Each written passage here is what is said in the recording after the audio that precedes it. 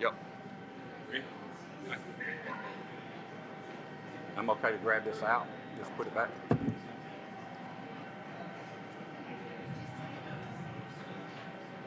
Okay, we're ready to get started. I want to thank everybody for being here. And kick off. This has been a very interesting week.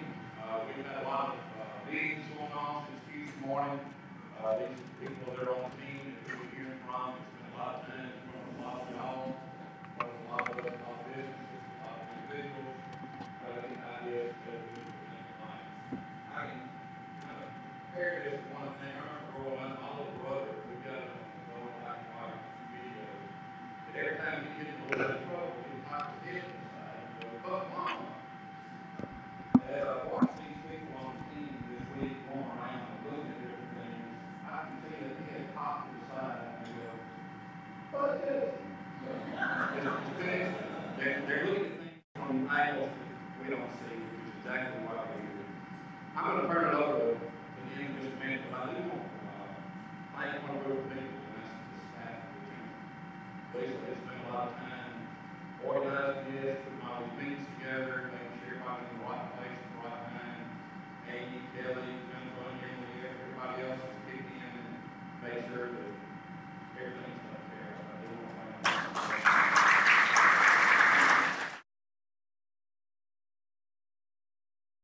Chair, relax, and enjoy them.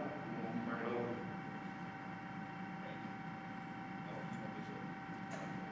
Thanks so much. Good evening. How are y'all doing tonight? Can y'all hear this okay, or do I need to hold the microphone closer? Okay.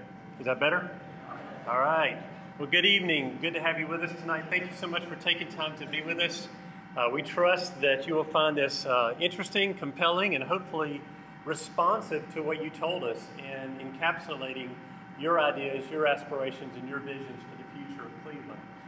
One real important note, very kind of encouraging to you all, we're recording this presentation tonight. So probably some point over the course of tonight, first thing tomorrow morning, we will upload all the images you see. Are you Oscar? No. Okay. We'll upload all of the images that you see, as well as all the commentary of the team, up to a YouTube movie. So in the future, anybody who wants to see and hear what is presented tonight may do so. And so that way, if you can't remember, you just want to take a look at everything that's been done before, it'll be available for you to see it that way. We'd be remiss if we didn't thank some people that were absolutely instrumental in this effort. At the top of that list, of course, would be the South Delta Planning and Development Department, because they were one of the primary sponsors and funders through a grant of this exercise.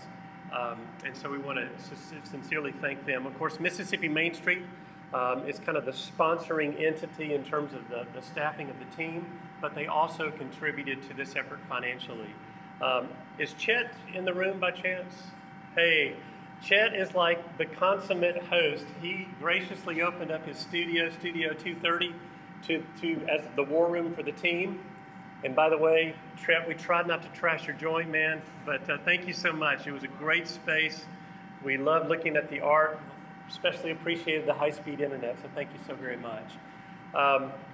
We'd especially be remiss if we didn't thank Delta State University for both being a host to two of our meetings, the town hall meeting on the first night as well as this one, but also to President LaForge and taking time in Murtis as well, to just lend support to the importance of making very tangible and purposeful connections between any of the work that we do in the downtown area with the university itself.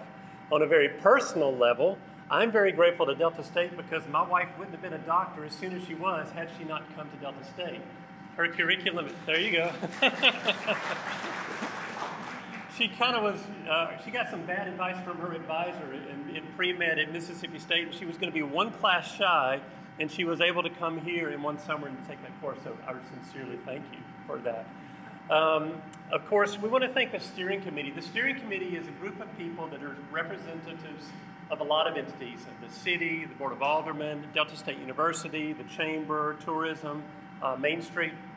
And these are the folks who have kind of helped give us marching orders. They will be the people that we take marching orders from after tonight. And they will probably also be the chief people who helped organize the effort to implement the plan in the future. We're so grateful to your Board of Aldermen. You would be shocked, bordering on appalled, to realize how many towns that we work in and do planning in, and we see nary a representative for the local elected officials. Isn't that remarkable?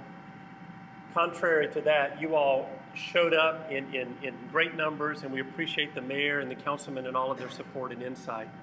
The city of Cleveland and many of their representatives participated. We appreciate their support, and of course, Judson and his staff, whether it's through EDF, Main Street, the Chamber, tourism, we just thank all of you for your tireless support.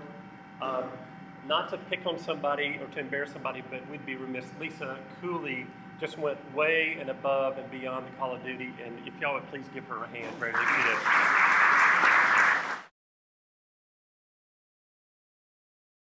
But frankly, the most important people to thank are you, everybody in the room, everybody who took time to speak to us over the course of the last 3 days.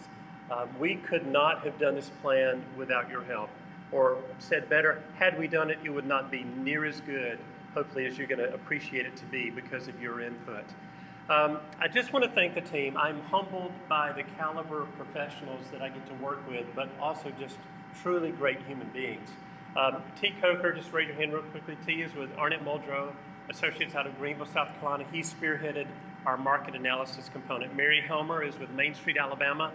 Mary, in many ways, was observing, but she also lent her expertise to kind of build organizational capacity through some time spent with Lisa and the Main Street program. Andy Kalback, where's Andy, is with Mahan Rykiel Associates out of Maine. You will see the results of some of his beautiful handiwork in the plan renderings. Tom McGilloway, our urban planner, you'll see his work that's just stamped over the entire presentation in the design and planning section. Ben Muldrow spearheaded our branding and marketing effort. Bob Wilson really took the lead on finding some really thoughtful advice and direction for setting the table for an implementation and marketing plan related to the unveiling of the Grammy Museum. And by way of introduction, my name is Randy Wilson with Community Design Solutions out of Columbia, South Carolina, but I have the distinct privilege of serving as the architect for the Mississippi Main Street program. So again, just by way of reminder, everything you're going to see in here tonight will be up on YouTube within the next 24 hours. So you don't have to scribble furiously fast and take pictures with your iPhone, unless you just want to, all right? So let's jump right in. First of all, some things that we observed, and you can't help but observe. And the first is just to give you a huge compliment. And we're sincere when we say this. Matter of fact, let me just make it real simple for you. I have now worked in 5 Mississippi Delta towns, and there's only one of them I would consider living in, and it's this one. Okay, so that ought to sort of give you a framework for how impressed we were with your place. I'm not going to tell you where the other 4 were, okay, because then I'd be in trouble with my in-laws. But anyway, what we see that you have done so well here in Cleveland, first of all, you've just got a variety of shopping and dining venues. We did not have a bad meal this entire week. Is that true, team? Yeah, we've probably gained some pounds we're going to have to lose soon. But great dining and shopping and all those opportunities. Great and attractive and walkable core community. Of course, Delta State University, in my estimation, is a game changer. It's one of the key things that distinguishes you from other Delta towns. So continue to nurture and enhance that relationship. And of course, now you have all these really cool downtown housing options, from loft apartments to great condos and really cool warehouse spaces, et cetera, et cetera. And you've got a lot of things that have been developed in that way, whether it was the lumberyard housing, the Grover Hotel, the warehouse, Hey Joe's, and of course there's a lot on the table that's rolling off. You know, whether it's the condos on South Sharp Street, the bank and the firehouse that's slated along the North Street corridor, and of course the Delta wholesale offices. Additionally, you've got great park assets, and of course these are just strategic quality of life things. These are the kind of things that business people and family parents look for their children. Significant park assets, whether it's Cross-Tie Walking Park, Fireman's Park, or of course Bear Pen Park. You've got great attractions already, and of course you've got a game changer that's coming in the Grammy Museum. You've got great events, and of course you've got some of the best entrepreneurs that we've seen around. And this is where the other foot falls. However, you've got some real challenges, especially out in your main corridors, especially Highway 61 and Highway 8, principally because they belie the attractiveness the amenity of your downtown. There's a vast discrepancy between the visual appeal on those corridors and what you can find and experience in the downtown. Can I get an amen? You have a disconnected sidewalk system. You know, in some cases you don't have it, in other places you do, but they don't lead to places. So we want to take a look at that. There are other requirements of a regulatory nature that have sort of been impediments to development, and we're going to try to find some ways to streamline that process. You've got this, I call it a bayou, y'all call it a bayou, that's kind of underutilized, and so we thought of some considerations to kind of build that up. Finally, there are certain development patterns that unfortunately are sort of creeping from the corridors towards the downtown. It's things like this, where the building is set back from the street and parking separates the sidewalk from the building. Numerous curb cuts or driveways that cause lots of turning movements and the inability to plant trees and medians and things of that nature. And of course, one of the final things is just the fact that we've heard occasionally development can be frustrating. And so we want to try to streamline that process and make it easy for people to develop and invest in the downtown and in the community as a whole. And then one other key thing is just really enhancing the connections between downtown and DSU. So with those issues, both positive and negative in mind, we have derived 3 key strategies that we want to unpack for you tonight. The first, in response to your local market, is to capitalize on all the potential that exists here. The second, in response to the design and planning issues that we observed, is to really build on and further enhance the quality of life that you experience through some very strategic and thoughtful initiatives. And finally, in response to the branding and the marketing, we want to help you maximize your message. You've got some tremendous assets that we want you to leverage in order to maximize your message. So with that in mind, I'm going to turn it over to T, who will address the market and how to capitalize on your potential.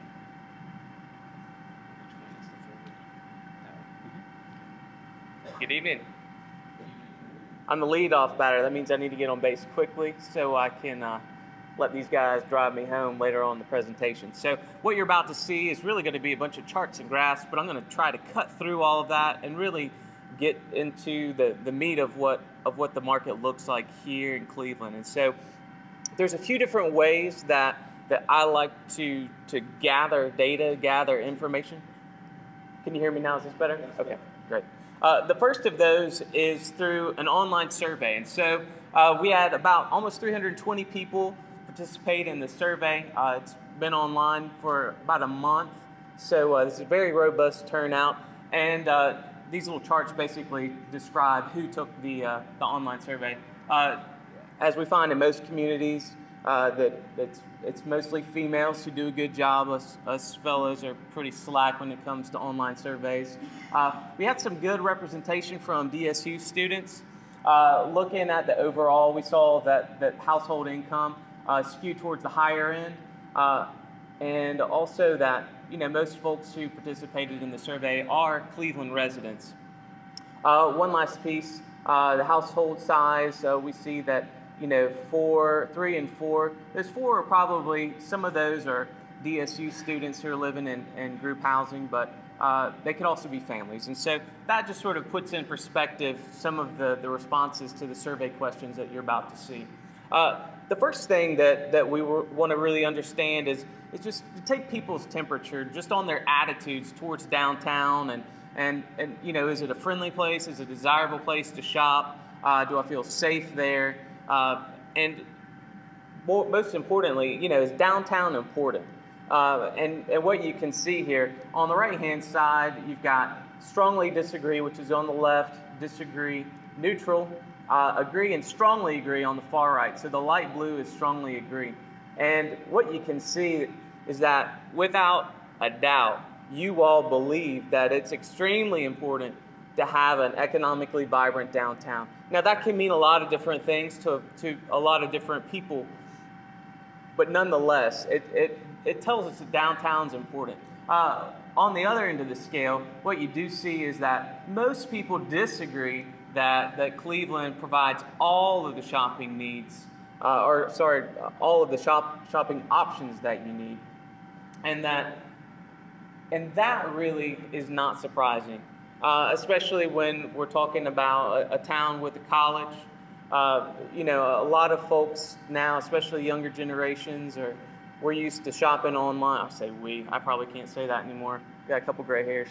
But folks who are younger than me, and increasingly folks my age and older, you know, we're sort of, our idea of what our options are has grown with the advent of online shopping. So moving on, question about where you're physically willing to go to take care of your shopping needs. We see that Memphis and Jackson, that most people are in fact willing to go as far as those two communities. So, you know, 2.5 hour drive. And so given Cleveland's sort of, I don't want to say remoteness, but you know, you're surrounded by rural hinterlands, a lot of smaller communities. Really, Memphis and Jackson, those are the closest big cities to you. So not very surprising to see this. It's very good to see that downtown Cleveland is right here at a strong third, followed by other areas in Cleveland.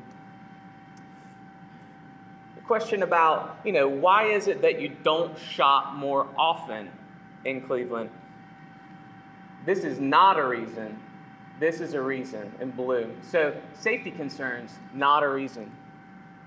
In some communities we worked in, safety concerns is the #1 reason why people do not shop in downtown. So the fact that that's taken off the table, that's a good sign.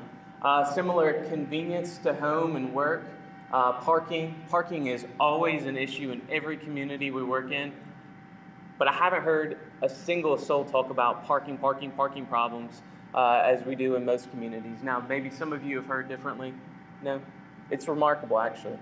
And then other things, poor service, that's not an issue either. So overall, these are very good things. The only issue that really we see ties back into the previous slide with lack of stores and variety.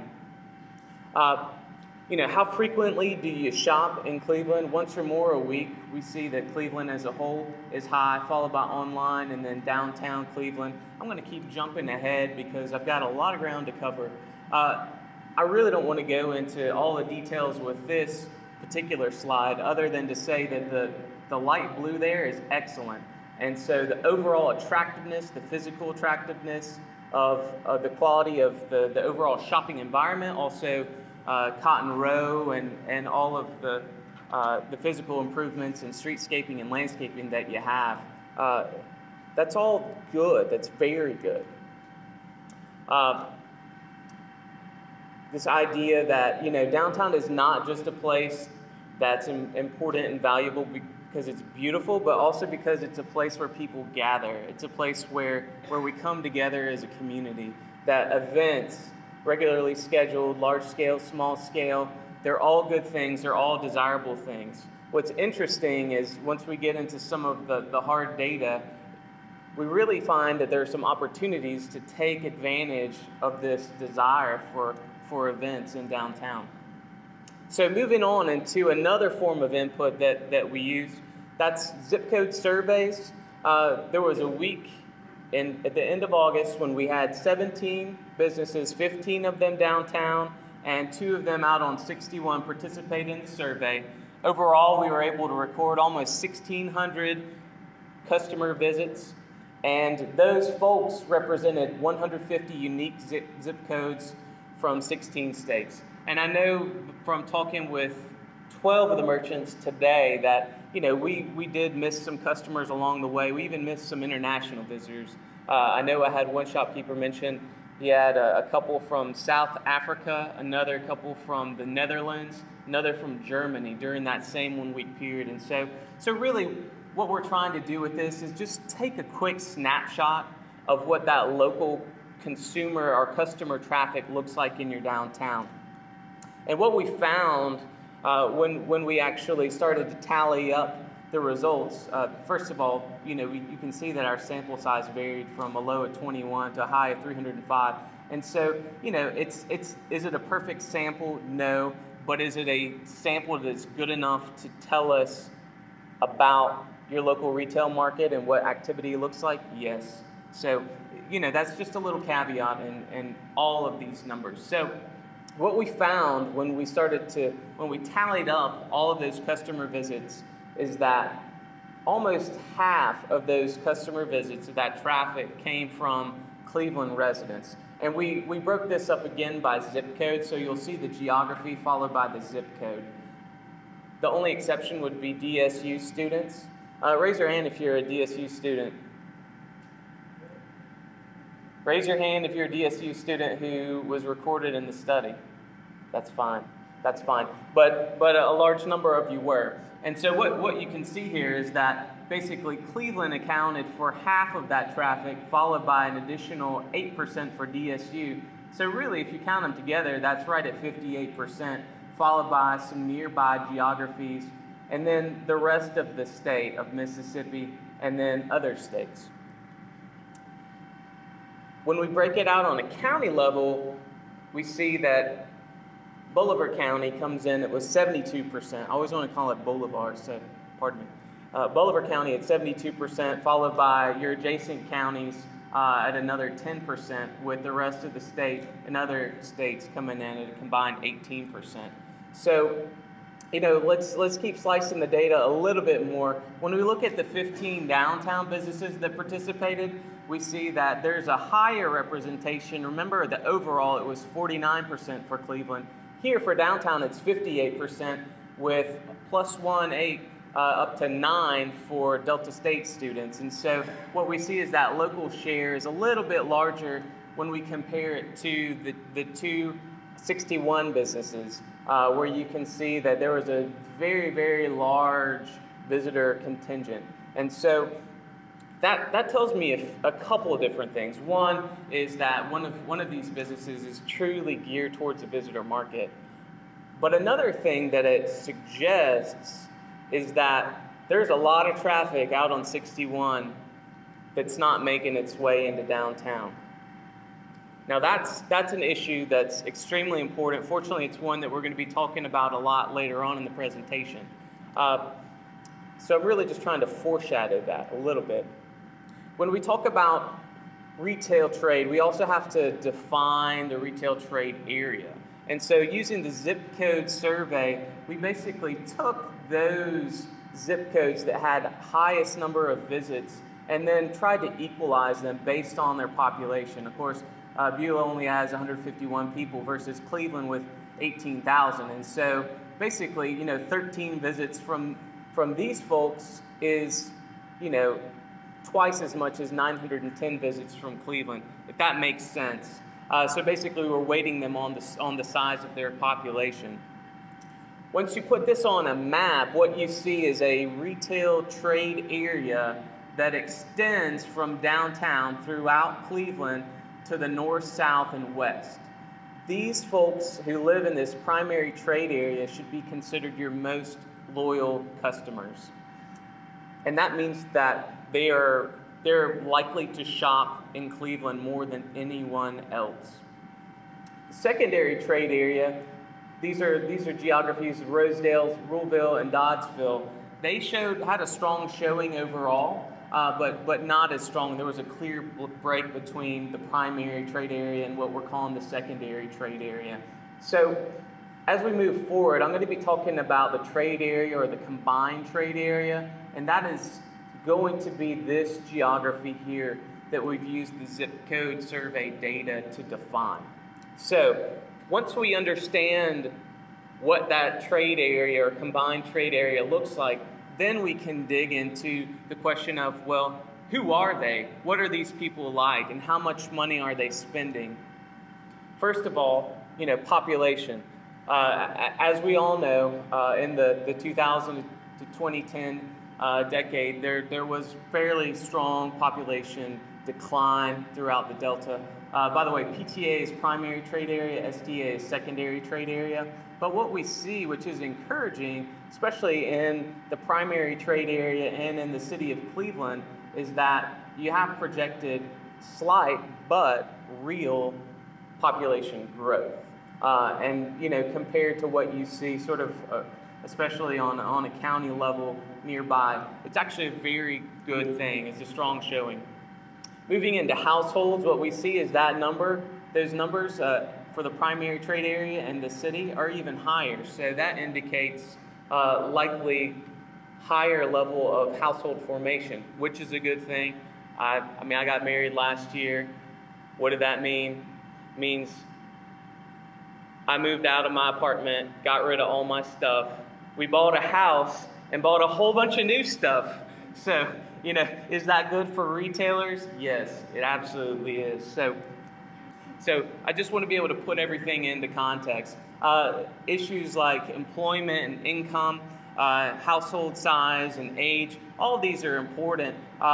Just one thing I want to note before I move on, if you look at some of the state averages, you'll see that, you know, in the Delta, it's not surprising that your household income figures are a little bit lower, and that the median age is a little bit lower as well. Some of that happens to be the influence of DSU. So now we've been able to define the geography of the retail trade area. We've learned a little bit about who the people are who live in the trade area. So now we can talk about their purchasing habits. And so what we saw in 2013 is that those folks who lived in the primary trade area, they spent $309 million in retail goods, including restaurants. Stores in that same area sold $366 million in products. That means that overall, you saw an inflow of $57 million.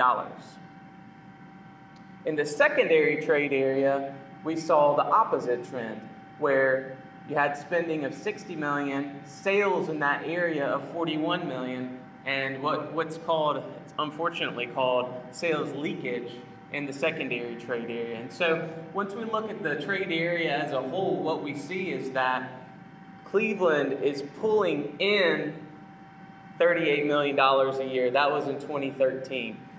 So it makes sense. It's common sense. When you look at Cleveland, when you look at the surrounding area that's largely rural, you are the center of retail trade and commerce of an area that's much larger than Bolivar County and stretches well into the larger four-county region. And so it makes a lot of sense that you're going to see some overall inflow. That's a good thing for Cleveland. And you hear me saying it's a good thing, it's a good thing. That's because Cleveland is doing relatively well. Once we actually drill down into some of the individual retail categories, there are 66 of these, and I'm not going to bore you. I will say that we're going to study all of them, and we'll write them up thoroughly in our report to follow. But what I want to do is note just a few opportunities. And really I want to focus on these three right here.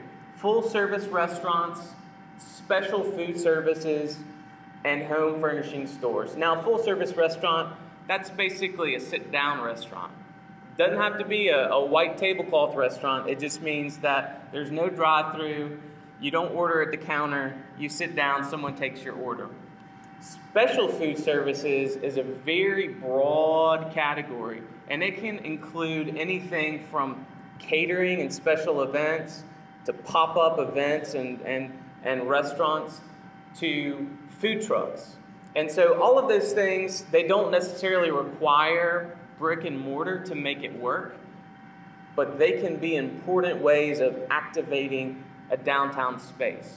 And that's another issue that we'll move into later on in the presentation. And then home furnishing stores. We're not talking about chests of drawers and beds, but we're talking about pillows and bedspreads and all of those things that get thrown out when you get married and your wife buys new ones. I'm not resentful of all my old things, clearly. Opportunities for areas outside of downtown. I don't want to go into these, but I just want to note that there are data, retail leakage data, that indicate that you have opportunities to take advantage of money in certain categories that are leaving the trade areas. Again, as I said, overall there's an inflow of dollars into the area, but once you start to break it down into the 66 categories, what you find is that there are leakage-based opportunities. And so specifically with full-service restaurants, what we saw in 2013 is sales leakage of $8 million. So what if we said we want to get some of that back? Well, we can't expect to get all $8 million back or keep it in our area. But what if we were able to capture $1 in $5 leaving our primary trade area and $1 in $10 leaving our secondary trade area in this particular category? That capture scenario looks like $1.4 million a year in sales. It's a very conservative estimate of what you could potentially capture. And in a downtown area where you have a clustering opportunity in certain retail categories, which one of them is full-service restaurants, we comfortably feel that an objective of bringing online 2 new full-service downtown restaurants is well within your reach. And so, again, in the report, we'll go into greater detail about the whys, but I really just want to be able to tell you kind of in a nutshell that, it's my job not just to understand what the market looks like, it's also my job to suggest to you what opportunities you have to be able to take advantage of in the future. The second category, with the lovely pillow, is home furnishings, of which we saw $3.1 million. Our capture scenario is a little bit less than in full-service restaurants, but still over $500,000 a year. One thing to note on some of our data, it's a little bit off because you have a couple of stores downtown that report their earnings in different retail categories, but they happen to sell a lot of home furnishings. Nonetheless, home furnishings like full-service restaurants provide another great opportunity for clustering. It's the kind of thing that happens like this. It's, honey, let's go to X restaurant. That's not clustering. Clustering is when you say, honey, let's go to downtown Cleveland, and then we'll figure out where we want to eat. Then we'll figure out where we want to buy a new pillow. So again, home furnishings is a great opportunity for downtown Cleveland. And then the third is special food services. You see a food truck here. Again, it can mean more than food trucks. It can be pop-ups, it can be special events, it can be catering. What we see is $3 million in leakage last year alone. Again, a conservative capture scenario, over $500,000 a year in sales. Now, when you start to play this out, and it's, these guys don't necessarily need brick and mortar presence, that's fairly robust number of sales right there. Before I get off the stage, I want to say that these 3 categories are going to tie directly into some of the strategies, the physical planning strategies that we have for downtown. And remember that special food services is often a category that you find when you have special events and programming, and when you have a downtown that has a robust, active feel to it. It doesn't just close down at 5 o'clock or 5:30, but stays active on weekday nights and even on weekends. And so with that, I'd like to turn it over to Tom. Great. Thank you, T. I'm going to now move into some of the physical design and planning.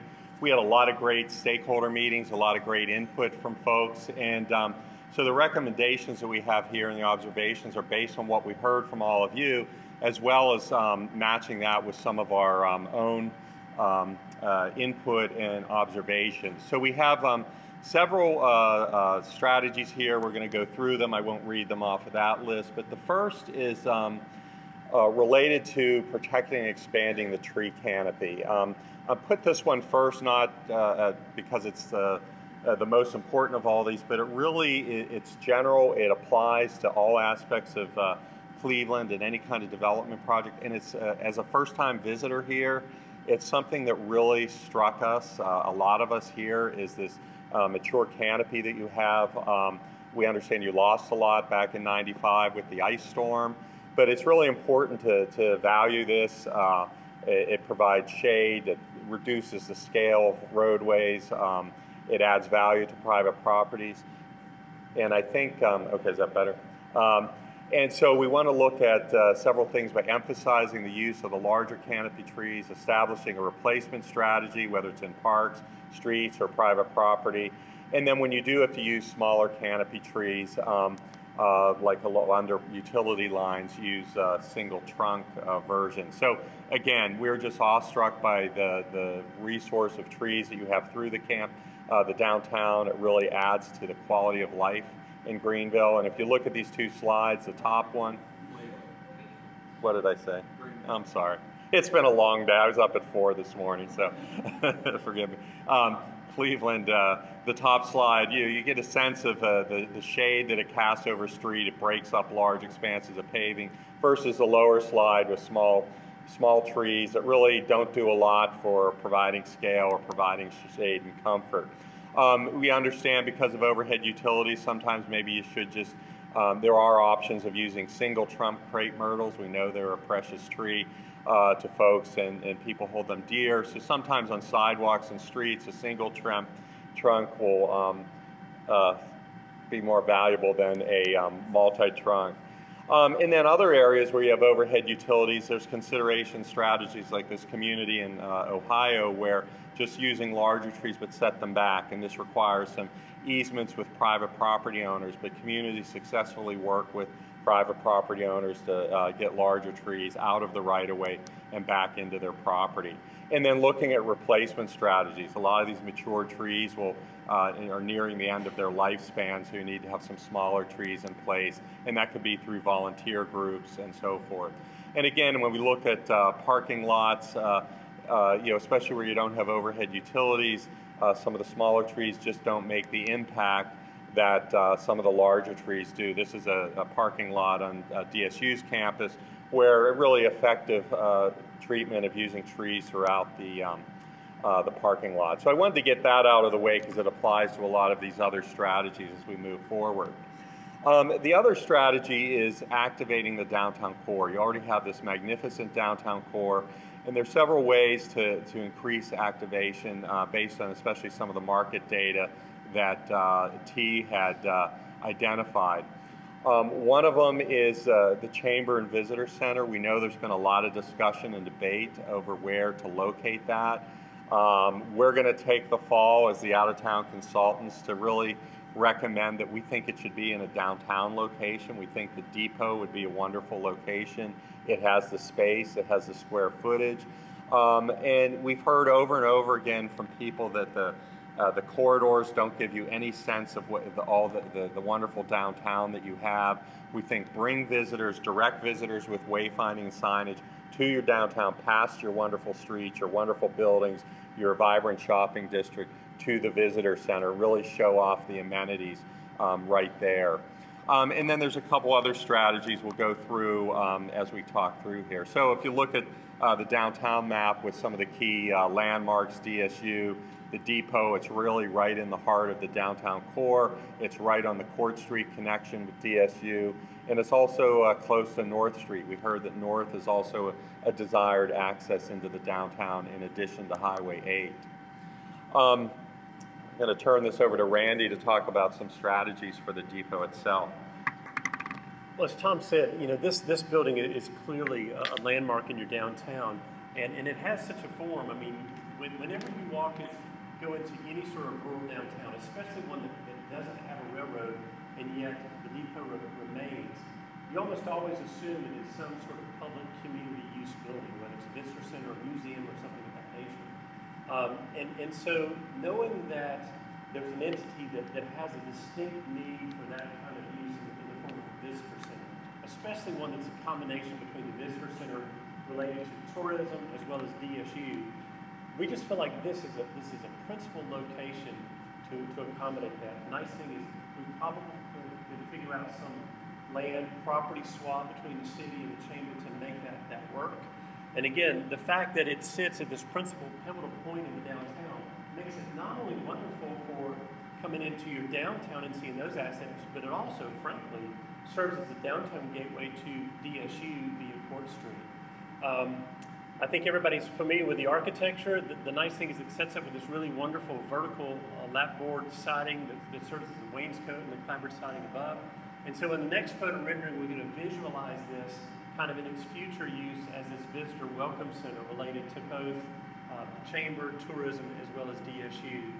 And so this is the imagery pertaining to what we'd like to see in the future. This whole notion of welcome y'all, kind of the Mississippi form of welcome. I don't know if you can see it, but the state of Mississippi kind of creates the negative space within the A. And of course, a new sort of welcome visitor center sign here. But I love the fact that painted on the siding in much the same way as sort of a historic building, you could introduce the whole notion of this as a visitor center.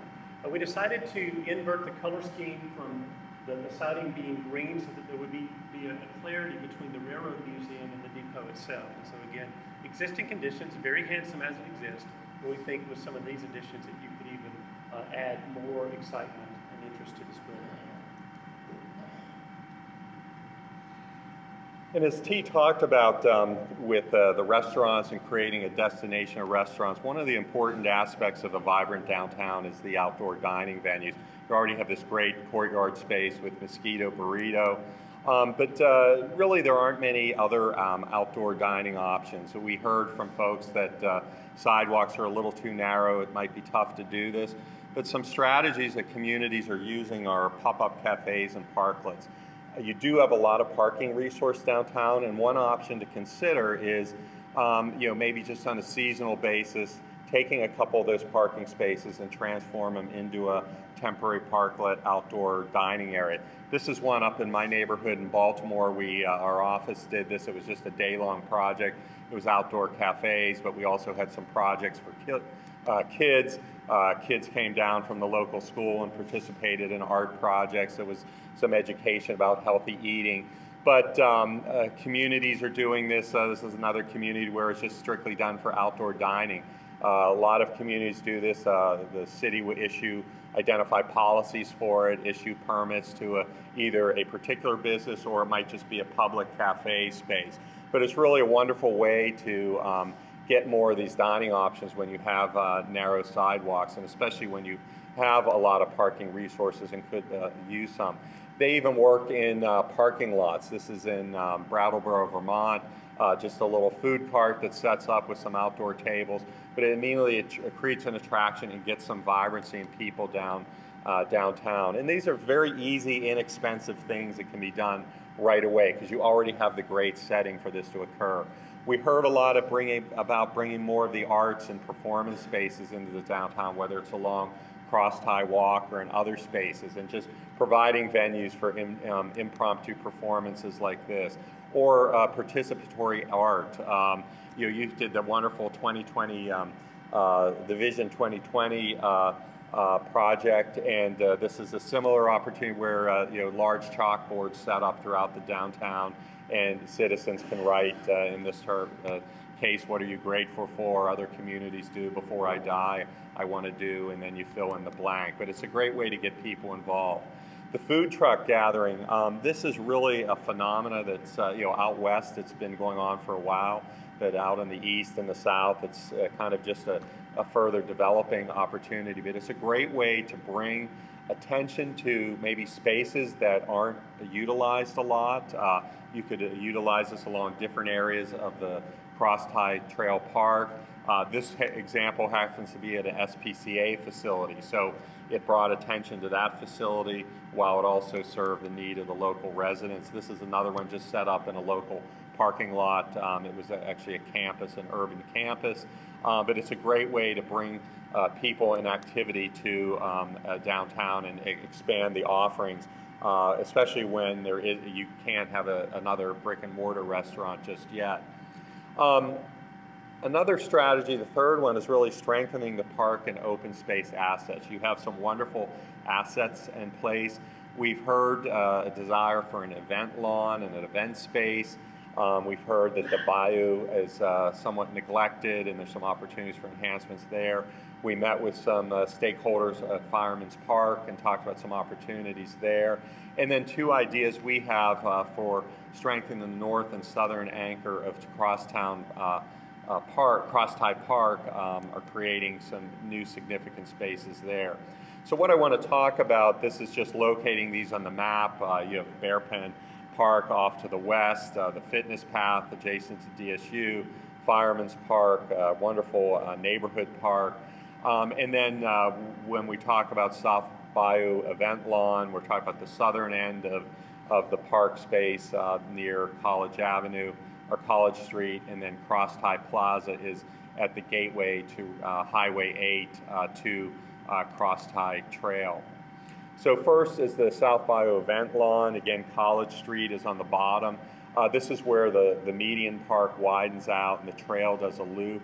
We think there's a real opportunity to do a stage, some kind of, it could be a permanent or a temporary stage, create some flexible seating, add more shade trees for some events, that, especially when you have Oktoberfest or other, or maybe it's a venue for additional events.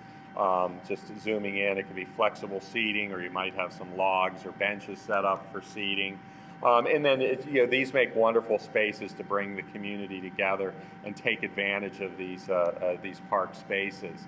The bayou is looking better down by the park near College Street, but there's some other areas where it could be enhanced. And it's this is a system. It's not always flowing with water. And so enhancing and reinforcing the banks with vegetation, maybe incorporating some decking and observation platforms or the edges, much like Studio 230 with the deck out back takes advantage of that bayou. Fireman's Park, we think, has some real potential, and what we're showing here is just a proposal, some suggestions to organize it, maybe a little better, clean up, keeping the basic structure of the baseball field to the south, the soccer field and tennis courts to the north, and then really taking that central area and reorganizing it with a playground splash pad. We heard a desire to put some parking in the park or along the park. We would really encourage, and what we're showing is potentially where the abandoned street right-of-way is between the two rows of trees. Maybe that would be the place to put parking. We would discourage putting parking lots all around the edge of the park that would really detract from it.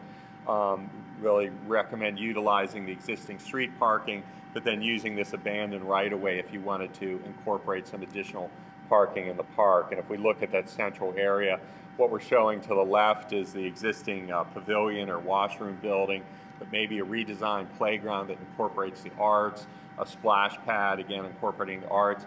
That whole area might be surrounded by a low ornamental fence. We heard from, there's a desire for a dog park here. One option is if dogs run off leash in the park, that at least provide a fence around the playground area to keep the children protected from the dogs. Or you could provide a dog park. We're showing it on the southern end along South 2nd Avenue, and we have some examples of what that might look like. Again, involving, this is just a concept for the park. We really think as you get into a detailed design for enhancing the park to really involve the community, involve the kids, get involved. This is a park where artists are involved in creating a live willow tunnel. The kids play in, the tunnel grows and evolves over time, or some more artistic play equipment. This is an example of, to the left, just a low ornamental fence that surrounds a playground that might be something to consider. It doesn't have to be a big barrier fence, but something low. We heard a lot about a splash pad. It's a lot more flexible than a wading pool, and it's a trend that parks are starting to go. And then we had a great idea talking with Eric, the fire department, using some playground equipment that pulls in the fire engine theme, and especially as you look at incorporating a water or spray pad, the whole building off that whole fire hose theme, which we think is really a great idea.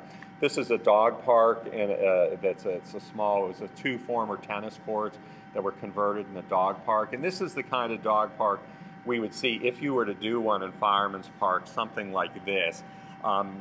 bear pen park would be more appropriate for the big field for much larger dog park. But something like this, an ornamental fence, rocks, boulders, mounds for dogs to play on, places for people to socialize as they're watching their dogs. At the northern end of the cross-tie walk at Highway 8, you have this beautiful median green space all along Cotton Row, but when you come into town from Highway 8, you have all this expansive pavement with this turnaround to loop around on the one-way circuit. And one of the things that we're suggesting is just take that and move that loop, maybe narrow it down a little bit and move it further to the south so that at the north end, and this is a smaller drawing, but at the north end you could create more of a gateway plaza, something that really announces and gives the park a front door to Highway 8 since that's so visible. And that turnaround doesn't have to be really wide. It could be a single lane. It could even be a different paving from the roadway. But pull that back so that you could really capture the top end of the park. These are long-term projects. We wouldn't say these are priorities, but it's just something to consider as you move forward. A real exciting opportunity that we see is for the southern end, especially as we look at the depot, which is at the bottom of the picture with the gray roof. If we look at moving the chamber and the visitor center there, we see a potential for a depot square. And as you're moving south on Cotton Row, you really can't see the depot with the one parking lot that's in there. It's heavily planted with the beautiful plantings around it, but it obscures your visibility. One thing we're looking at is what if you remove that small parking lot and really expanded that green space and created a forecourt to a depot square. And long-term, should the State Farm Insurance office, that's building that's surrounded by roads off to the left, should they ever want to relocate or sell their property, a really long-term potential is looking at that whole area and really getting a town square that's as a forecourt for the depot, a southern anchor or a midpoint anchor along this park space, which we think could be really quite wonderful. It also clean up some of that circulation where Cotton Row and Bayou Street come down to that tricky intersection. And then this is more of an illustrative view of that. If we understand the fire station is going to move, it's off to the lower right-hand corner to a new location, perhaps the existing location where you see the large red building to the top. That could be a long-term redevelopment site for a significant building that has an anchor from, a strong vista from North Street, and then creating this park, this depot square to the bottom. I'm going to let Randy talk about a little more about a visualization for this to show the potential. So does everybody know where we are in this photograph? Okay, good. So you can barely see through the gap in these bushes and trees just to hint at the depot building. And of course, right down here, we have this really wonderful place where two roads and two stop signs come with about 2 feet of each other, which was kind of weird the first time I experienced it. It almost got ran over by a car coming from the other direction. So some of the strategies that are employed by Tom's description would mitigate some of those issues. And so here is kind of the after, and then we'll kind of unpack it going back and forth a little bit. First of all, just the introduction, of this texture. Well, actually, let's do the big ideas. By virtue of closing this off for a plaza, you can open up views all the way to the depot building itself. It's kind of hard to see, but the same sort of welcome y'all signage, exists now on the side of the depot.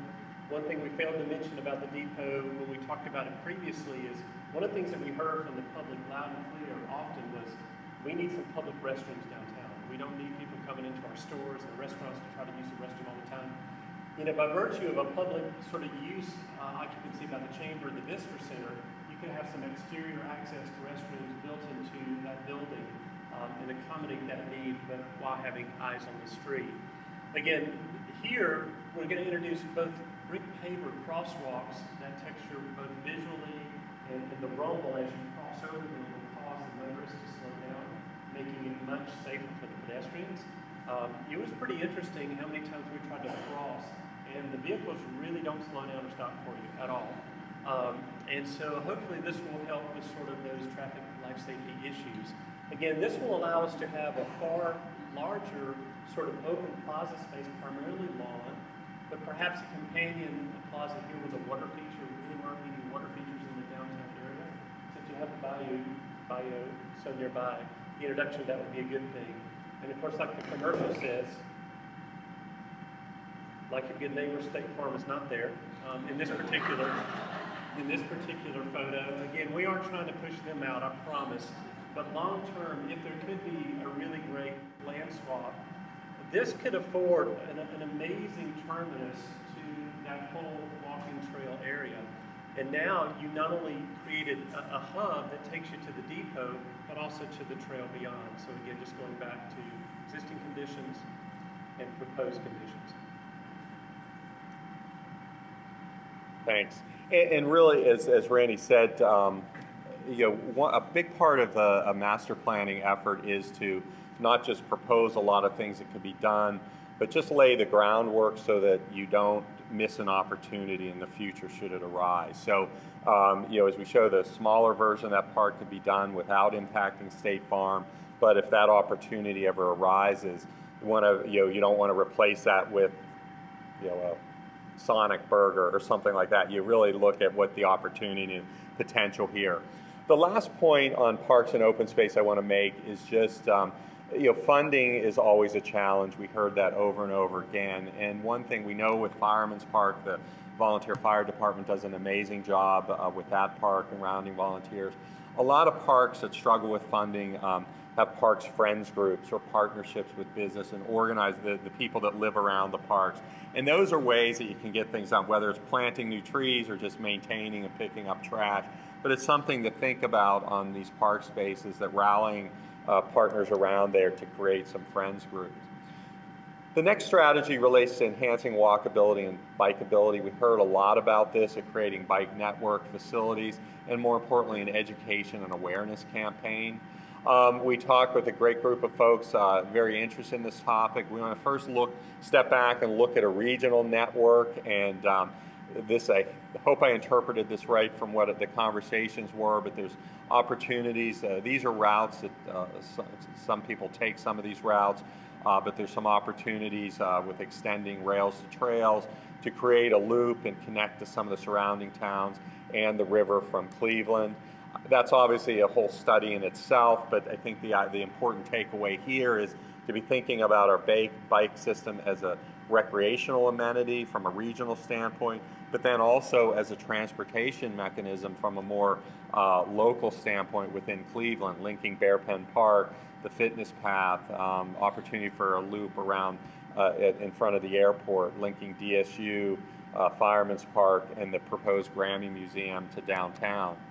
And the routes that we think would make the most sense is Court Street makes the most sense for an in-town bike lane network. It's a direct connection to DSU. It does not get a lot of traffic. It could tie into downtown, the depot, your existing walking trail. A spur onto Maple could tie into Fireman's Park, and then taking Maple over to Bishop, and then down to College and on to Bear Pen Park could create a really short-term network. I think the sidewalks on both sides of Highway 8 really need to be enhanced and connected, especially as the Grammy Museum comes into place. We're not sure that trying to do bike lanes on Highway 8 is the way to go. We think Court Street and Fifth Avenue would be the internal ways. Court Street has center turn lanes or left turn lanes that really aren't necessary. If you want to make a left turn and you have to sit behind someone and wait, sometimes a little congestion isn't bad for a street that you're trying to encourage bikes and pedestrians along. So the proposal is that you could have 2 5-foot bike lanes on each side and 2 10-foot travel lanes in the middle on Court Street. Similarly, on North Street, you could do, that's wider, you could maintain parking lanes, have bike lanes, and 2 10-foot travel lanes. And then Randy has developed this before and after looking down north. Yes, I did. First of all, a little bit more about North Street. In addition, obviously, currently Highway 8 or Sunflower is probably the most dominant route into the downtown area from Highway 61. However, we would submit long-term, you may want to consider North Street as being a really quality secondary entryway to the downtown from 61, especially if you're northbound on Highway 61. The other thing that we like about this particular corridor is the assemblage of structures is really cool. I mean, they've got a nice architecture, a nice vibe to them. It really sets up well to sort of be an arts and entertainment district, if you will. And I believe that's really a part of the Cleveland cool that we kind of pick up on. Secondly, if you turn left on North or right, it doesn't really matter, heading towards downtown, you immediately address or encounter buildings that are more similar to what you're going to experience in downtown than if you turn on Highway 8. So for all those reasons, we feel like this could be quite a good corridor. So in the after picture, we're going to first see the roadway section that they just described, again by painting good fighting ochre green bike lanes, and then the travel lanes for the cars, and then clearly identifying the parking area to the right. Again, we think that you have a prime opportunity for a blues joint. I mean, it's just a prime shame you don't have a blues joint in downtown.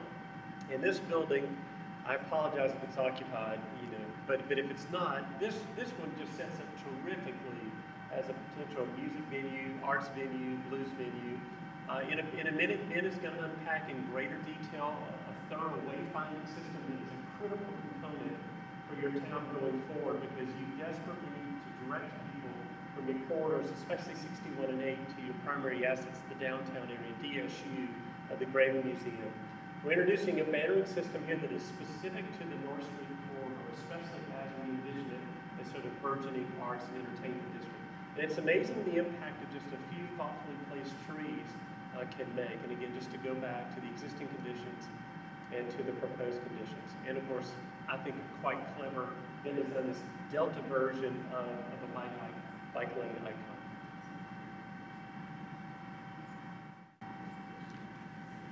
And you know, with bike facilities, we need to think of bike parking, bike racks. This is another opportunity to get the arts community involved, and you know, sometimes maybe taking up a parking space with bike racks or use them on the sidewalks. A simple bike lane, just a striping, it's inexpensive. It really does start to set a clue to motorists that you are sharing the road.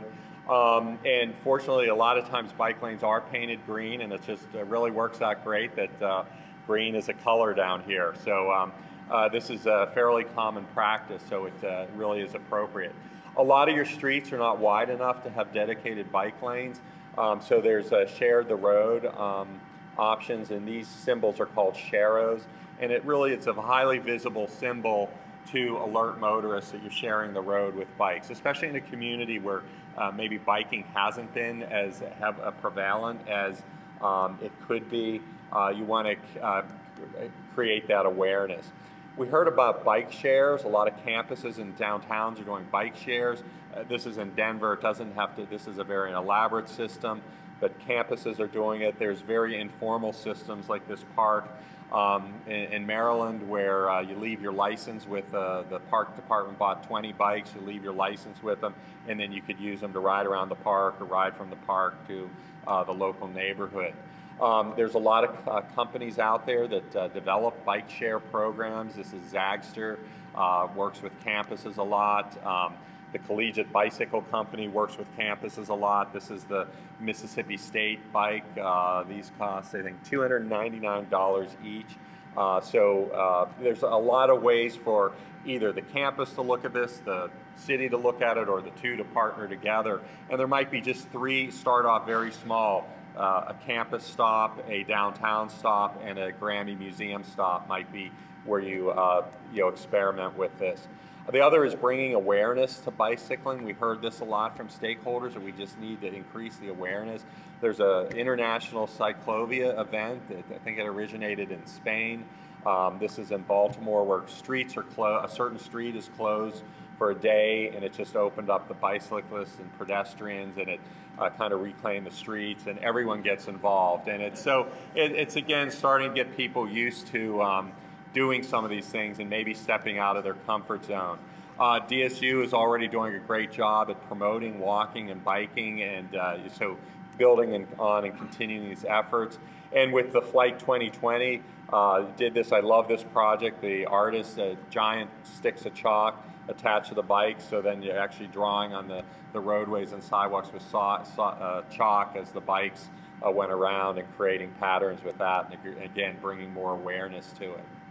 The second to last strategy is high quality development. We've heard a lot about the commercial corridors in the downtown. Just a couple strategies that we think are really important. One, there should be some maybe a little more stringent guidelines for development along the corridors that start to look at how parking is laid out, how open space. A really big thing that could help the corridors is consolidating curb cuts rather than every parcel have individual parking lots with their own access. The trend in communities is for inter-parcel access, so you can minimize the number of turns off the main highway, and then you have shared access from one parcel to the next. It minimizes traffic congestion and safety issues, and it also allows for some of that turn lane to be created into a median. Parking lots, breaking up parking lots with landscape. We understand you have some landscape and open space requirements, but it might not get into the detail of how that has to be used and applied on a site. And so if you look at the Walmart on one side of the street, I imagine in the middle of August this is not a pleasant parking lot to be in. You look across the street, and I'm forgetting the name of this headquarters, but the impact those large trees, and there's not a lot of trees here, but large canopy trees, again, really break up that parking lot and add some impact. This is an aerial view of how traditional corridor development's being developed, and you can see the amount of landscape that's required in the parking lot. A new development owner will probably hem and haw about putting landscape in a parking lot, but this is not an uncommon practice, and it in fact adds value to the property. And then as you look at more and more stormwater management, incorporating that into parking lots, bioretention, rainwater, capturing some of that stormwater before it overwhelms your storm drain systems. And then using the right trees again. High canopy trees allow views to the businesses. A lot of times you'll hear a business will just want to use a small tree so they don't block their business, but the canopy of a small tree actually does block the view, whereas a taller tree allows views underneath.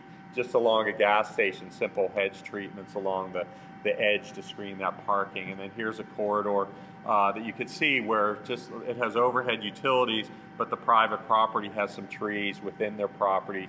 You can see the buildings under those trees, room for a median, and some concepts that might be applied here.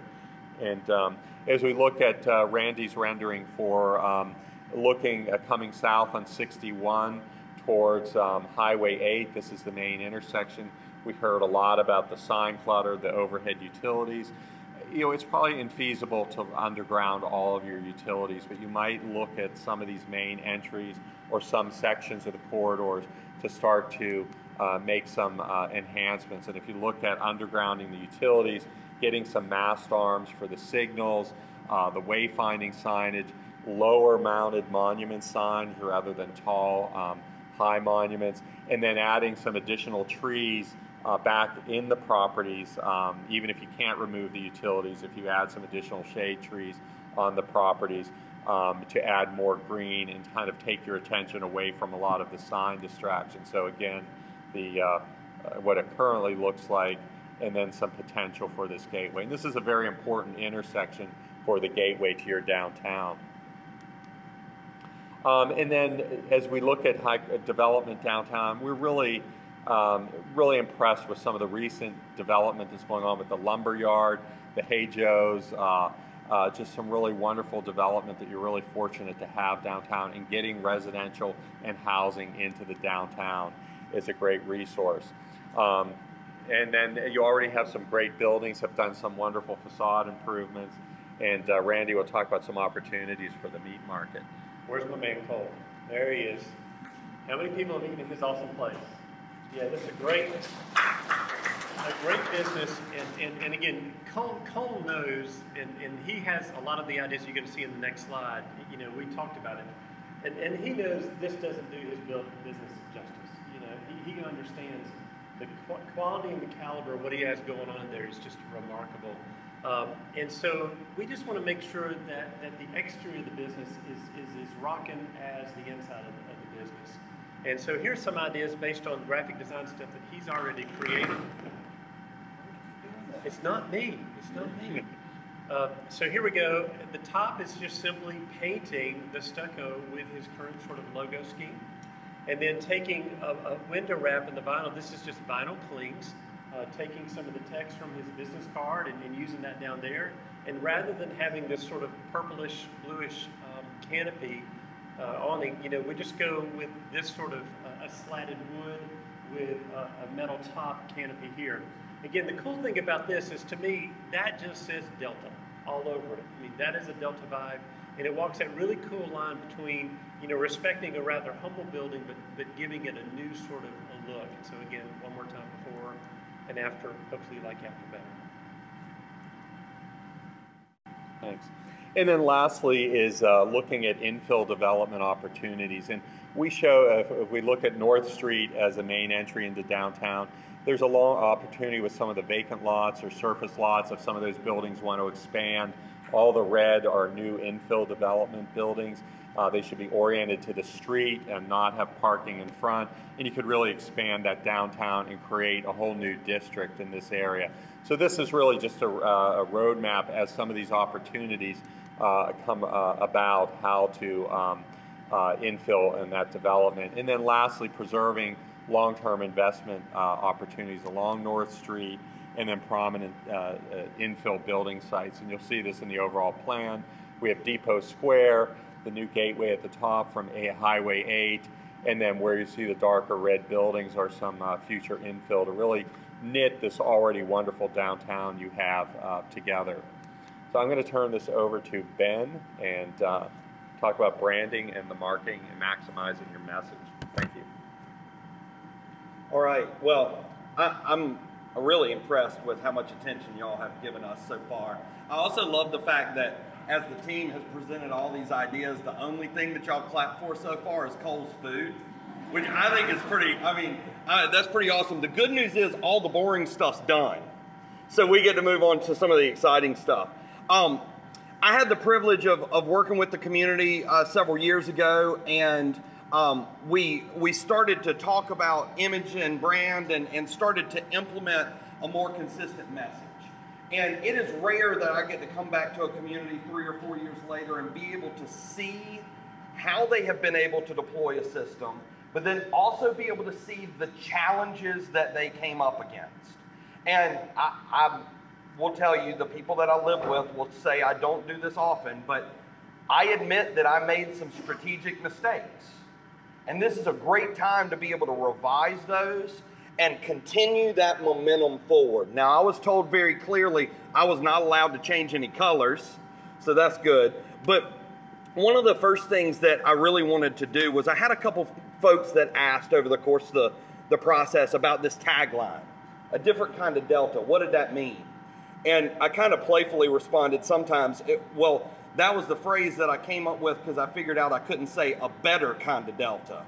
Felt like that might hurt some people's feelings. But I wrote this document, this narrative, and I'd like to read it to you. And I think that it kind of captures the sentiment that we want to have behind this message. And I also want to reinforce the fact that that message is not a singular message. It's not like that is the only thing that this community can say, but it is a springboard for you to be able to tell all of the unique stories that Cleveland has to tell that firmly plants you in the Mississippi Delta while also setting you apart and making you a truly unique place. So I'm going to take a stab at it. We are Cleveland, Mississippi, a different kind of sound. We are deep in the heart of the Mississippi Delta, known around the globe as the birthplace of the blues, with that birthplace right down the road at Dockery Plantation. But Cleveland has our sights set even higher. In 2015, we'll celebrate the best in American music, whose roots can be traced right here, with the opening of the Grammy Museum, Mississippi. We are Cleveland, Mississippi, a different kind of learning. We are proud to be the home of Delta State University, and we celebrate the wealth of resources and knowledge that they bring to our region. With a dedication to higher learning combined with down-home spirit, we are firmly positioned as the Delta's college town, and that dedication to learning is evident in all we do, all the way down to our local schools. Whether you're a statesman or an Okra, the quality education that Cleveland affords is truly worth celebrating. We are Cleveland, Mississippi, a different kind of home. In the truest spirit of a Delta, we are composed of folks from many places. Our diversity of experiences and influences has created a rich community that has long focused on being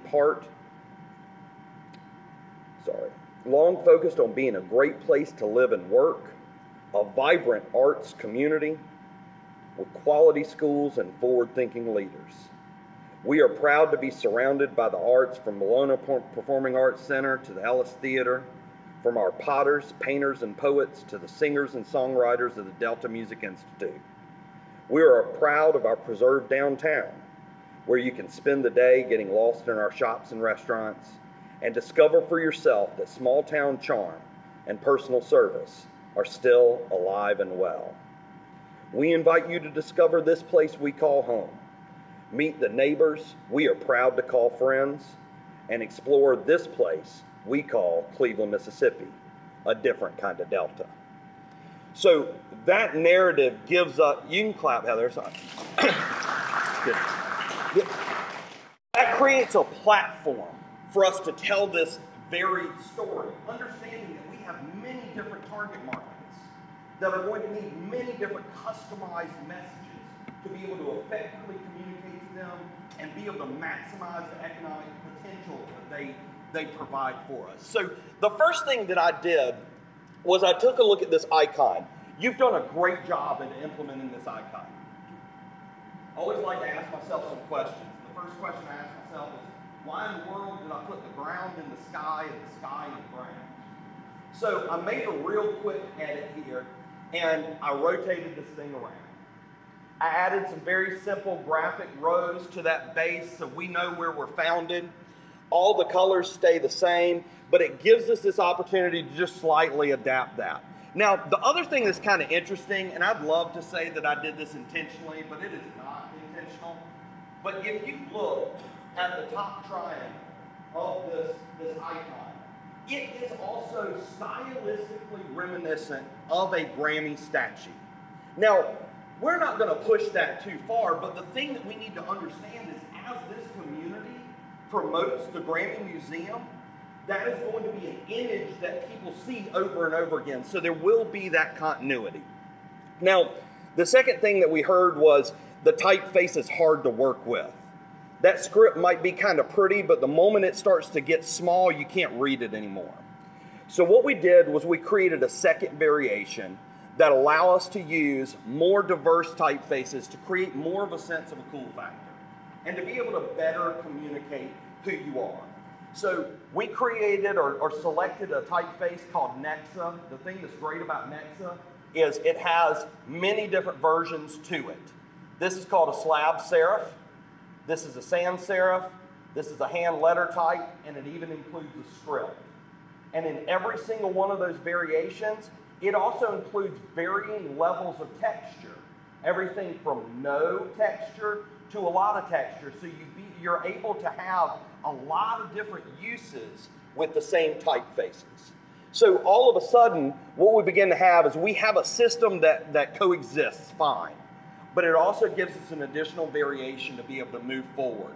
Now, we also created some new variations that help to bring that message up to the forefront, to be able to start to talk about the different kind of Delta, and be able to highlight a different kind of shopping, a different kind of dining, a different kind of learning.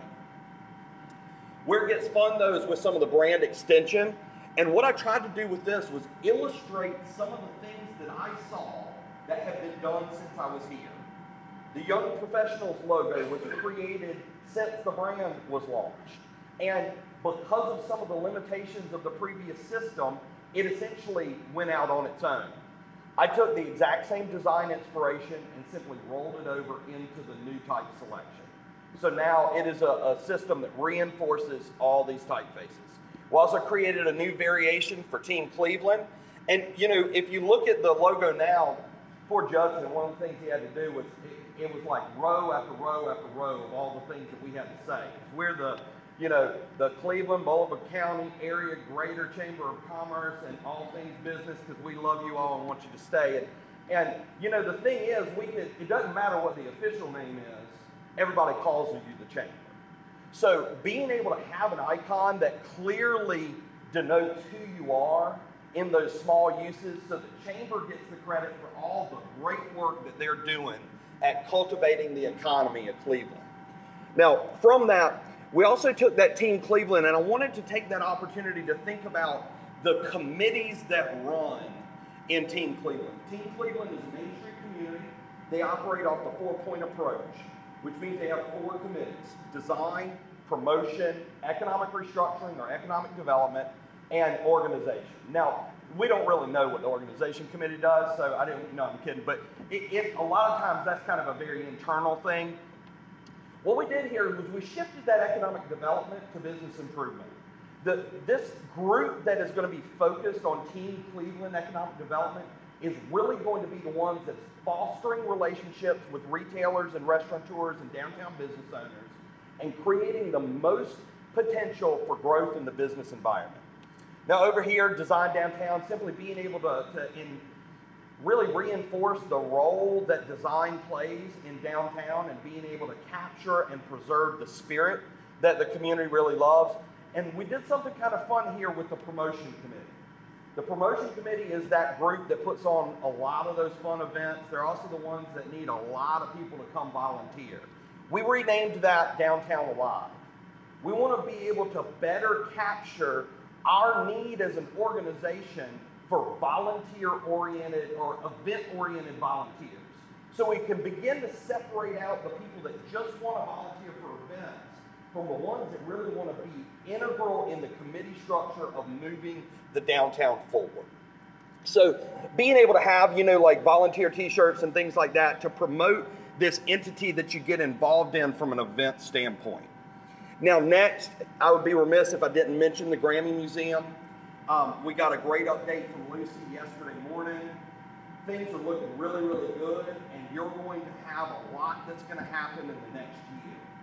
And the business community is hungry for information about how they can prepare.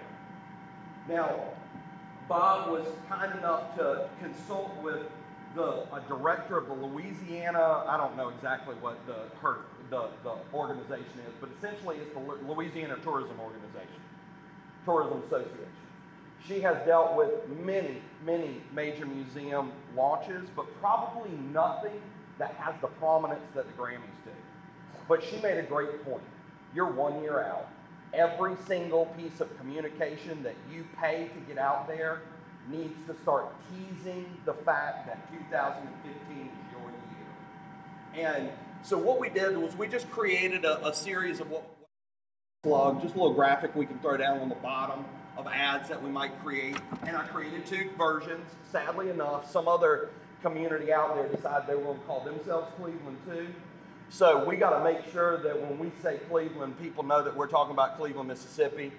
It does make it relatively a unique challenge that you have because, believe it or not, Cleveland, Ohio's got a weird little music-oriented tourism draw as well with the Rock and Roll Hall of Fame. So being able to clearly differentiate whenever you communicate will be important.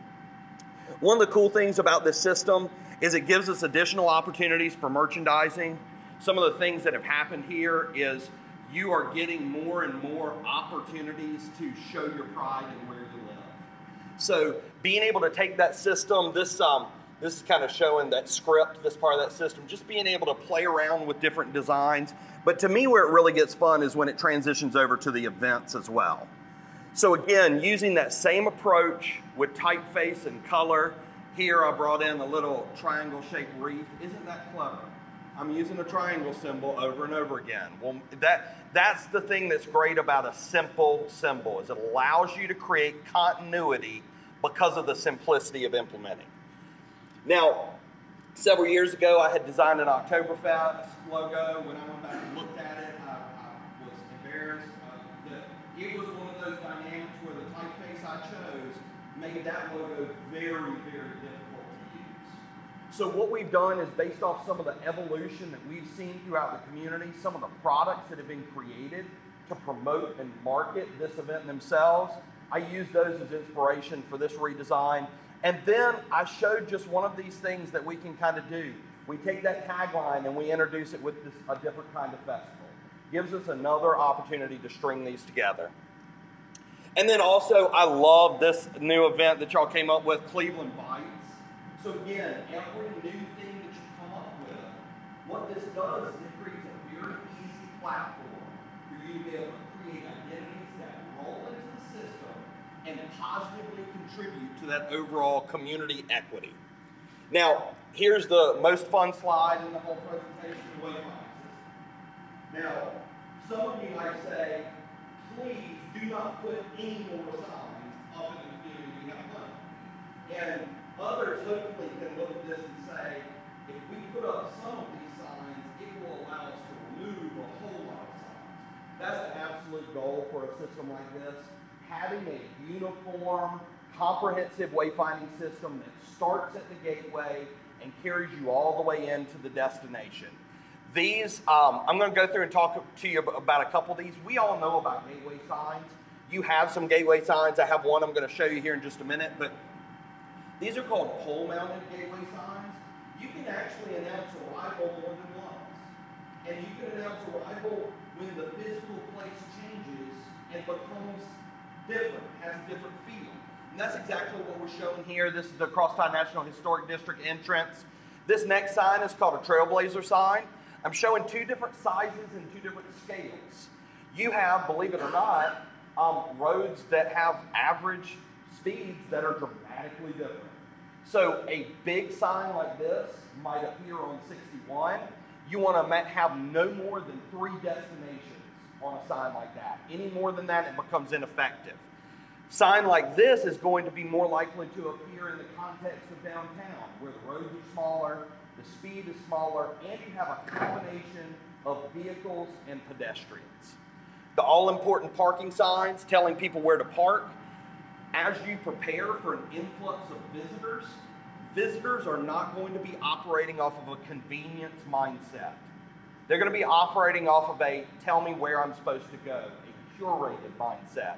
So making sure that those peripheral parking amenities that you have are clearly signed will help you to grow the impact of tourism without negatively impacting the experience of the local. This is a great sign, informational kiosk in those parking lots. If we can convince them to come in and park, we want to then help orient them to the region. This can be anything from just a local Cleveland orientation all the way to a Delta-wide orientation. Then across the top, we're seeing some building-mounted markers that we could have, and then also some additional what could be pole-mounted kiosks or maps that can appear through the district. Now, T has actually gone through and he has done a cursory mapping of the destinations that are the major destinations that should be signed, and has mapped the locations where those signs should exist. So now, all of a sudden, we kind of have all the tools we need to begin implementation. We know what they should look like, what they should sign to, and where they should go. So that's pretty awesome. We want to think about gateway signage as well, being able to play off of different materials. I felt like after doing work that I've done across the Delta, one of the things that was interesting to me about Cleveland is, you know, if you were to pick materials of the Delta, you'd pick, you know, corrugated metal, and you'd pick, you know, potentially weathered barn wood and that kind of stuff. And Cleveland definitely has some of that. But then they also have brick, and they have metal, and they have these great textures. So what you're seeing here is you're actually seeing a composite of 3 different approaches, where you've got brick, you have rough textured metal, and then you have powder coated smooth metal. You've got this really great combination. And this rough metal out front is plasma cut and can be backlit. can be backlit with colored lighting, so at night that color shines through and illuminates your name and that identity. And just to kind of show you, this is one of your current gateway signs, and just kind of see, you know, it can fit into that same space, but because of the scale of it, it can also be scaled appropriately to denote major turning points off of 61. Now, from signage, it's also fair to talk about banners. You've seen some of the banners in Randy's renderings. One of the things that I want you to think about is banners many, many times are over-designed. You guys have done a pretty good job with the banners you have in your community. I want to present a couple different thoughts on banners. These would be banners that I would like to see on 61. They're very simple, they're very clean. They're done that way on purpose. They're done that way to help mitigate the impact of the overhead wires. If you create a solid, consistent visual image, you lower the ceiling that people look at. So you actually begin to kind of weaken that negative impact that the overhead utilities have. And the thing that I would say is, you know, you don't necessarily want to alternate the color every single pole. You might want to kind of do it block by block. So you have one block that's all green, then you have one block that's all blue, and create that rhythm like that. Now, from that though, if we were to turn on 8, we could take a completely different approach. One of the things we heard you say is we would like to become more of a college town. That corridor along 8 is the corridor that connects Delta State to downtown. So being able to bring some of that duality of message could be really, really interesting along that corridor. And then finally, we talked a little bit about North Street. You know, it is absolutely okay for North Street to start to craft its own personality as a district and be able to cultivate its own sense of place as it develops. And it can have its own banners that are unique to it and just kind of create this. And I thought I was unbelievably clever when it said due north, not D-U-E. I did that on purpose, believe it or not. Most spelling mistakes by me are unintentional. This one was on purpose. Now, I do want to say, I have one other idea. You have such a rich presence of arts in the community. I think you have another opportunity to use banners along the path down the middle of downtown. And what you could do there is you could use a series of poles and banners to have an ever-changing banner-based art. Yeah, sorry. And highlight artists and visual arts works that are done through there. So kind of this walking gallery down the center of downtown. That could be something that you could do. All right, I'm gonna go super fast because I've officially gone real late for everybody. I hope that you start to see this kind of personality. You've got plenty to offer, but you also don't take yourself too seriously. You know, any community that can truly have an argument as to whether they're a statesman or an okra, fighting okra, like, I think that that's great. And there's some people in the community that absolutely hate okra, and that's all well and good. Like, I get that. But I also know that I had a hat made with okra on it, because I think that's pretty cool too. So being able to take that and run with it is really good. Tom talked about cycle programs, bike sharing programs. We'd love to see you roll that into the brand. This concept of okra cycle, you know, do whatever you want to do with it. It could be a lot of fun. But then finally, as I kind of wrap around, I want to talk a little bit about message. Ever heard of Cleveland? No, the good one. It is absolutely okay to recognize the situation that you got. There are now going to be 2 Clevelands that have 2 music attractions. It is okay to acknowledge that, and in fact, using humor always helps. It fits in with your community's personality. And then just being able to show off the textures and personality of the place, being able to highlight some of your amenities, some of your way of life, this mixture of traditional and progressive, this mixture of, you know, clapboard and brick, this mixture of accessible and luxurious. It is unbelievable. And then also always highlighting the personalities and people that make the community great. Highlighting those things that you should truly be proud of. highlighting the personalities that you might meet along the way, highlighting the destinations that you're excited to have come along. And I love this one. They say you can go miles in the Delta without seeing anyone. Sorry to disappoint you. You know, playing off that idea that, guess what? When you come, the experience in Cleveland is going to be about the people in Cleveland. Every single time I come here, I leave with stories about the people that I meet.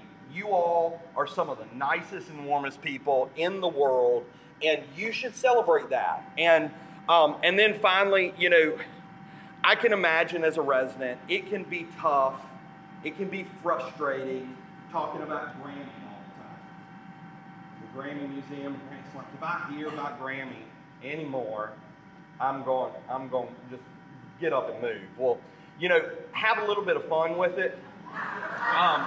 You know, it's absolutely okay to take something like the Grammy Museum and use it as an avenue to tell the rest of your stories, use it as an avenue to talk about your people. It was funny, we were talking about this a little bit earlier with Heidi and Hannah, and apparently there is already a Grammy model that is set up and ready to go. I was showed the picture of her in body armor and a machine gun. Frances Aiken. She would rock it. So, you know, being able to kind of take that and run with it. But hopefully what you can see here is you can see not only these concepts from all the team members about you've got the economic potential. You've got new tourism amenities coming online that are going to grow that economic potential. You've got physical opportunity to enhance the connection with the place. And you've got forward momentum with cultivating your own message, and you are ready and raring to go to just take that and keep running with it. So with that, I get to turn it over to Randy to wrap it up.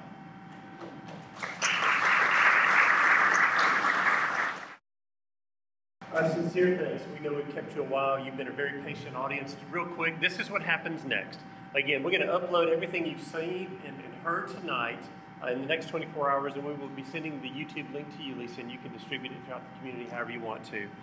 In about 6 to 8 weeks, we're going to write up a report that consolidates everything you've seen and heard, so you have a document that will enable you to go back and reference these over and over again. We're going to create an implementation strategy board. Said simply, it's a roadmap. It'll tell you the things to do first, second, and third, as well as identify some potential funding sources to make this happen.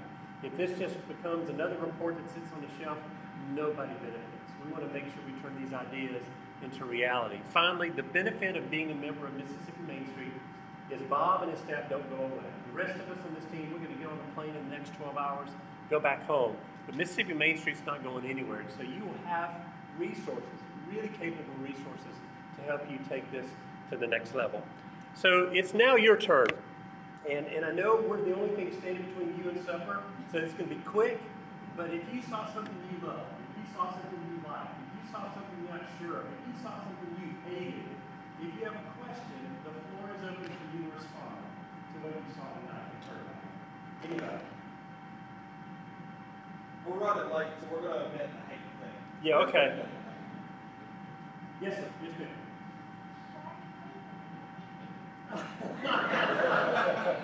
Well, believe it or not, I've been on the road, I don't know, 8 out of the last 12 days, and so I'm kind of interested to see my family. Sorry, we're going to miss Big Pick, and I would love that otherwise. It's worth saying. I'm sure it is. What kind of, Lisa?